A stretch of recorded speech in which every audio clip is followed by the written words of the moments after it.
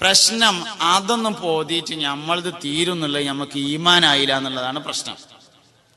സൂറത്തുൽ വാഖിയൊന്നും ഓതിയിട്ട് ഇപ്പൊ ഞമ്മക്കണ്ടാവൂല, ആ നേരം കൂടിയും പോയിട്ട് വേറെന്തേലും ഒന്ന് ചെയ്യുകയാണെങ്കിൽ അത്രയും കൂടി ആകുമല്ലോ എന്ന് നമുക്ക് തോന്നിയത്. ഈമാനായില്ല എന്നുള്ള തന്നെ പ്രശ്നം.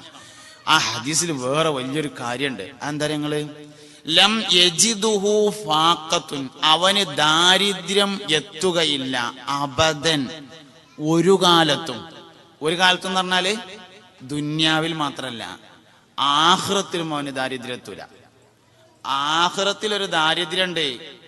നമ്മളിങ്ങനെ ചെല്ലണത് കുറെ നിസ്കാരവും കുറെ നോലുമ്പും ഇടക്കിടക്കും ഉംറയും സ്വതക്കയും സക്കാത്തും ഖുർആൻ ക്ലാസും ഒക്കെ ഉണ്ടാവുമെന്ന് കരുതിയിട്ടാണ്. ചെന്ന് നോക്കുമ്പോ ഒന്നുമില്ലെങ്കിലോ, അത് സൂറത്തുൽ വാഖിയ എല്ലാ ദിവസവും രാത്രി ഓരോട്ടോ ഓതുനവന് വരൂല. അബദൻ എന്ന് പറഞ്ഞാൽ കാലാകാലം എന്നാണ്. ദുനിയാവിലും വരൂല, ആഖിറത്തിലും വരില്ല.